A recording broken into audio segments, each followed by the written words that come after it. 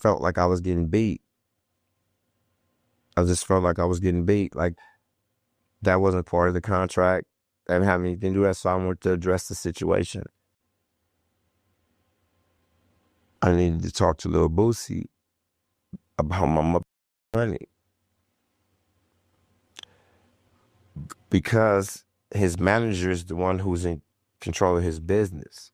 Now, the whole while I'm looking for him in the parking lot, I don't know this nigga on his mother Instagram going off. Lil Boosie, he going off for Hoover. Like, he want his back end. I had to ask somebody, what the fuck is this nigga talking about his back end? I thought once I paid, like, I didn't know. I'm naive to the whole little script. So they telling me what he's talking about, but that don't have anything to do with me. You talking about Jay-Z and Live Nation and your back end. I don't know nothing about that. But I do know about your brother TQ stealing my mother money. On Hoover, we need to address that. So I proceeded to first, mind you, on Hoover, this is a concert at the Riverside Amphitheater. I rented it out. All the police had to stay outside. All the rental cops, I went all around, gave them all $100 bills. I'm saying, period. We had the whole script. Now, mind you, this is a concert with Lil Boosie and 200 hooks. Blood, plus the HOOVER'S gangsters and science. And I have a personal problem with this man. And it wasn't even a problem with Lil Boosie. It was a problem with his management, which is his brother TQ. And now that I heard that he went on and stole one of his artists and a gang of other money. But Lil Boosie would have never even knew what his brother was up to if his brother didn't never steal from me. On Hoover, he stole from me. And on Westside Hoover, I went the fuck for that mother on my money. It just so happened that his brother didn't come. So I had to deal with Lil Boosie. And just like he see him on TV, he cocky. Oh, but see, he didn't understand. You're in the building with 200 Hoovers. And I'm Gumby, Hoover. Ain't no Boosie badass in here. Gumby. Now there you go. You heard it from the horse's mouth. OG Gumby says he allegedly gaffled up Lil Boosie over some money owed that Lil Boosie's brother didn't return. You know, this happens in the game. For all those out there listening that are in to the music industry and promotion, you know that this happens. Money changes hands. You know what I'm saying? A lot of times, monies get overlooked. They don't reach the right people. People weren't expecting them. People put their little extras on the top so they can make theirs on the side. Sounds like that's what Lil Boosie's brother was doing. You know what I'm saying? And the fact that Boosie never made right what he told Gumby he was going to make right, you can see that strikes a nerve in this man. You know, a lot of you out there might question the fact that, damn, this man's really sweating Boosie over $7,000. I thought he got $4 million. It's the principle. You remember Big Worm on Friday.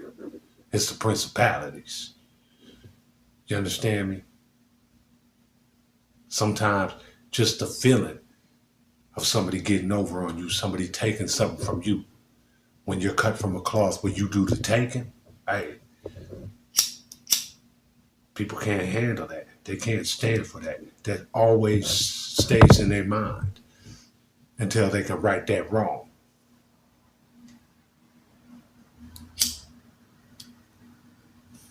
One thing is for sure, OG Gumby's making his rounds, mentioning a lot of names and kind of following the same path of those before that lost. You understand me? I was watching this podcast. It was actually a Hoover podcast, Under the Groove. You know what I'm saying? And they were talking about OG Gumby and how he's doing a lot of talking. You know what I'm saying? This guy has basically implicated himself as being a leader of a criminal organization and having the power to have 200 members of that organization do what he wants at his will. He said it himself. He's OG Gumby. Now, we're hearing the story from a man who sounded like he was a little bit of a fan. He said he liked it, Boosie. He used to bump Boosie in prison. Now he hears the man's music and he gets mad. He tells people to turn it off.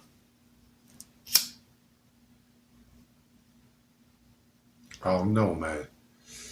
I think a lot of people rush to just try to tell their stories and use big names in their stories, and they're not realizing that a motherfucker could start building a case just from that. Now, you lucky Boosie's a real one. And I doubt if he would corroborate your story or go to the law. But you can best believe, OG Gumby, that there is an agent assigned to you right now, recording and writing down everything that you say, all your stories. They're connecting the dots, watching all your interviews. They're studying how much power you really do have in the Hoover community. So I suggest that if this is the route you're going to take on YouTube, you make sure you're safe. Because if you're not, bruh, heads up, you ain't gonna last too long on this YouTube before the feds come knocking at your door, man. Hit that like and subscribe, you know what I'm saying? If you dig this video and dig the other videos, go ahead and share them, run it up. Help a brother out. We're trying to get to 500 subscribers so we can get monetized. You know, we got the equipment ready. Once we get monetized, we're going to put this together and present it to y'all in a fashion that represents the Twin Cities, the 612. You know what I'm saying? Specifically, the Midwest, where it goes down. And you know how we say it? Safety first. Till next time.